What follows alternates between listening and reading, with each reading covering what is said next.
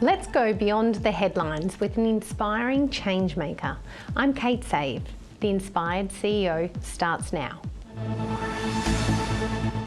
Welcome to The Inspired CEO, where each episode we explore the innovative wellness practices that are driving success and longevity in the modern business world. My next guest is an iconic Australian journalist, broadcaster, and former senator, renowned for his fearless stance on controversial issues. With a career marked by high-profile legal battles and health struggles, he continues to inspire through his advocacy, writings, and dedication to public service. Welcome, Derryn Hinch. Hello, good to see you. It is fantastic to have you here. Having a journalist who has 65 years of experience, this is a once in a lifetime for me. Well, I guess it's once in a lifetime for me. I started as a journalist on a little newspaper in New Zealand 65 years ago. The weirdest thing was, I didn't know what a high school dropout was until I went to America to live and discovered that I was one. Because I quit school at 15 as soon as I could and joined a little newspaper, the oldest daily paper in New Zealand, called the Taranaki Herald. Right. So, and there I was. Fantastic. And then I moved to Australia and worked here in Sydney. Then I moved to New York and worked there for more than 10 years. And then came back to Australia and became editor of a newspaper in Sydney, the Sydney Sun, a daily afternoon paper. And I can't even imagine the change that you have seen in the industry, and certainly with innovation and technology and moving from print, and you've also been lots of television, radio, broadcasting. What did you enjoy most in your career? Look, whatever I'm doing now. Yeah. Although I'd rather be working more than I am now, that's true. Look, there have been amazing changes. Social media was probably one of the biggest changes we've ever seen. The internet changed the world. The world became a global village, and I think that's what changed a heck of a lot.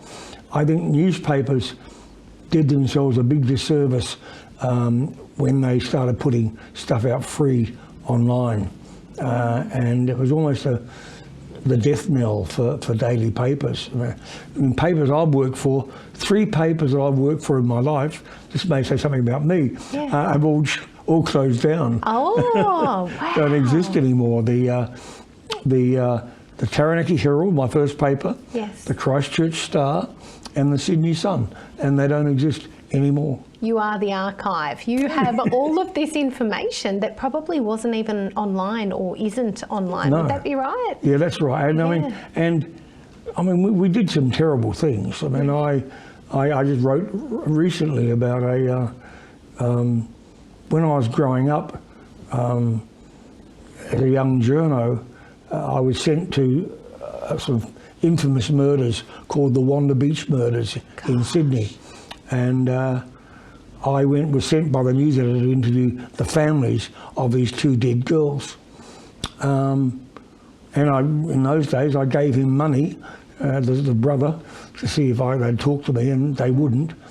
And I think, to my shame now, suddenly he had the money, I had nothing, and I got him to show me a photo album, and I stole a photo of his sister out of their photo album, which I look back on now with horror, but back then it was such a competitive world. Yeah. That's what you did. I mean, I had a colleague, an infamous or famous Australian called Steve Dunleavy, who worked out of New York for many years.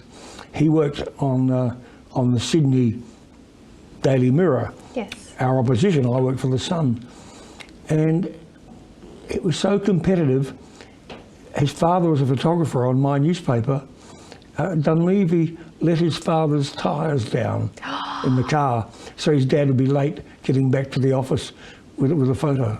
Wow. So it was that tough, you know. Really, really dog eat dog. And It was some terrible things. I mean, when I became editor, I got rid of 2 things. I got rid of the page 3 bikini girl. Yes. I didn't think it was news. It wasn't newsworthy, and I banned phony posters. Now, they had phony street posters. It was like a sport. how bad they were. I remember one on the Daily Mirror, and it said, Whitlam divorce, right? A small headline, lies, says Margaret. It didn't happen. Another time they had a page one, a poster that said,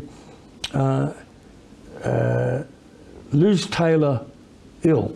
And the next edition was Liz ailing, or Liz failing, or whatever, right? Liz dying. And the final edition said film star dies. And it wasn't Liz Taylor. On page 8 there's a story about an actor called George Formby who died.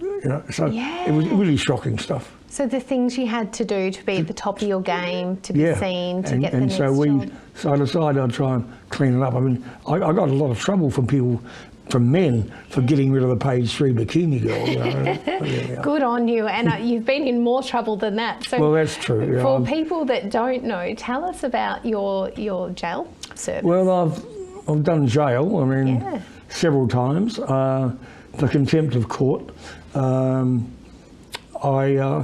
My first one, I named on radio. I named a pedophile priest who was one of the worst cases I've ever heard about. And his name was Michael Glennon. He's now dead. He died in jail. But I went after him, and the church defended him. And he'd been to jail once, I found out, for the rape of a 10-year-old girl. And he'd done a year's jail, only a year. And afterwards, in front of the girl, the victim, he told all her classmates that she lied and made it all up, right? Wow. And that's one of the worst stories. The best story out of that was that I used to own a farm and a vineyard at Mount Macedon until the bank decided they needed it more than I did. And one day I used to do my shopping on a Saturday morning, in the gumboots and the flannel shirt. Yeah. And the people treated you beautifully. They left you alone unless they're trying to sell you a raffle ticket for the local lottery. And one day I've been to this grocery supermarket. I go to the greengrocers and I'm loaded down with apples and tomatoes and vegetables.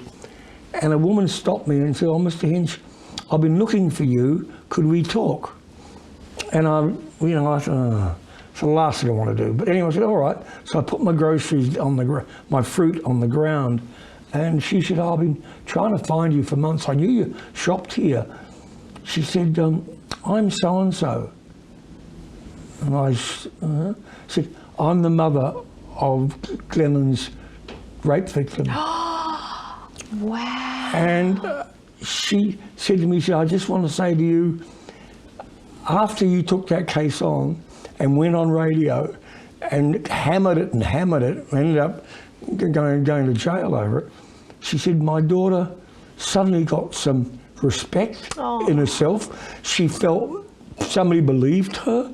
She said she's now engaged, she's getting married. This is like 10 years after it all happened. And I'll tell you, I went home that day and thought, yeah, it can work, it can happen. That is unbelievable. I have a 10 and 12-year-old daughter, and to hear that is just heart-wrenching. Well, I picked up a case when I was at Channel 10 doing the Hinch program. I took on a case I was a bit scared of because I'd already had some convictions. And I ended up, it was a young boy who, when he was even younger, he was about 17 by now, he was a bit retarded, and he'd been molested by 2 men in a caravan more than once when he was about 11. Anyway, the father wanted to come on and talk to me about it. Yeah. And I said, well, my lawyer, I said, make him sign an affidavit that he won't mention his son's name. Yeah. Right? Because back then, without the permission, you couldn't do it. And by mistake, in his passion, he did name his boy. And I ended up getting charged over it. Gosh. And I got a beautiful note, which I've still got, from his son saying, "Mr. Hinch, I hope you don't go to jail." And his father said it was only after I went to air with his story that he, again, he felt believed. You know. Gosh, so you have changed so many lives in so many ways, and that's just two of these stories, and I'm sure there. Well, I remember one night I named a judge who'd said that a man couldn't be charged with raping his wife. God. That was a Victorian judge, and that was only 20 years ago. I named the judge, didn't name the court because I didn't want anybody to be able to trace back the case and find the victim name in there. But I ended up getting convicted of it. Yeah. Gosh. Now, just a short divergence from that. Give me 30 seconds about what it was like to be in jail. It was terrible. Yeah. You're a prisoner, no matter how much they now say prison life has improved and this and this. I mean, you're a prisoner. The last time I was in jail, as he says, was over the Jill Ma case, contempt, and it was. I was allowed out for 1 hour a day. I was in solitary confinement for 2 weeks at the remand centre down in the city, and I was allowed out for 1 hour a day, escorted by a guard down to a barbed wire fenced courtyard where I was allowed to walk around for an hour, and then spent the next 23 hours back alone in my cell. Unbelievable. And and the only way I could tell the time was I had a very dilapidated little television set, and it was during the Australian Open tennis, so I could watch the clock on the tennis court. Wow. Which was fine unless there was a replay, and then you really got into trouble. But you had your food pushed through the slot in the door, and you knew you were in jail. Yeah. On one occasion, when I was in a prison called Langi Kalkal, it was a country prison, and more than 90% of the other inmates were sex offenders, and that was pretty bad, because I remember once I was in a cell, sitting on the veranda actually, and they were it was like a sort of cheap motel, and 6 other guys were in the cell block with me. And I recognised the guy on the balcony, and I didn't think anything of it. Later on, I found him boasting that he was a waiter who used to serve me in Melbourne. And he turned out to be the hot chocolate rapist. He would pick up girls from a bar where he worked when they were drunk, get a mate to drive him in a taxi home. They'd stop at a 7-Eleven on the way to get her a hot chocolate to sober her up. Yeah. And he'd put drugs in it, Rohypnol or something like that. And they would black out for 17, 19 hours and wouldn't know anything. But he kept videos of them all the rapes, in his mother's house. Unbelievable. Anyway, he came to one night I'm having dinner in jail, and he came to our room. Yeah. And I couldn't eat my food. I thought, with this guy here, I ended up taking my food into my bedroom. I couldn't eat it there either. So I finally went to the sort of crisis centre in the jail and rang the bell, and a young female guard came out, and I said, look, I don't know who I say this to, but I'm really worried. I'm uncomfortable. And I said, the hot chocolate rapist is in my block. Yeah. And she said, well, you are in prison. Oh, and that's what it felt like. Yeah, I said, but I have met 2 of the victims, and they're about your age to her. And so she said, hold on. And she went and got a male guard who then came out and said, well, you go for a walk. So I did, and went for a walk down along the creek. And when I got back, the guy had gone. He'd been thrown out. But I said next morning to one of the other inmates, I said, that was me. I blew the whistle. Yeah. He said, well, you shouldn't have. You should have come and seen me. I could have assured you he wouldn't hurt you. And I said, that's not the point. Yeah. The man was a rapist in my living room, and that was it. And on another occasion, I mentioned a creek. By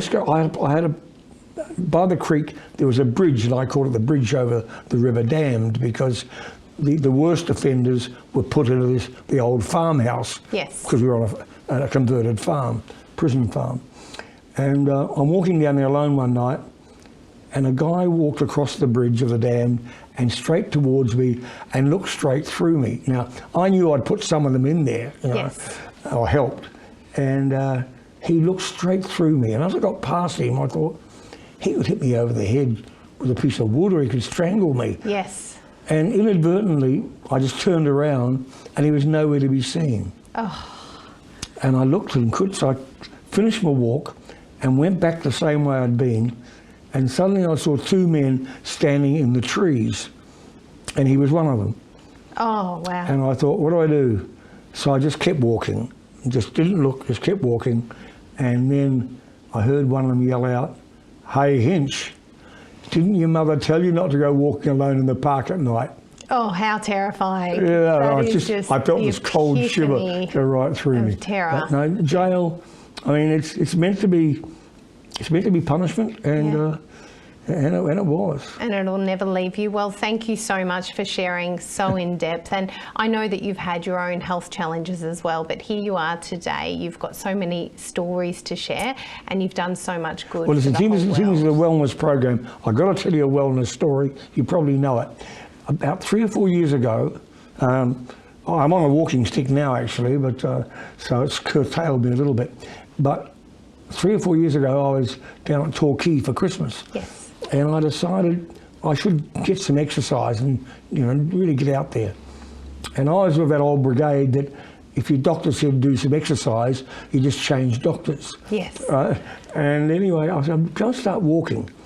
And I did. And in the end, I was walking for an hour a day, about 5 Ks.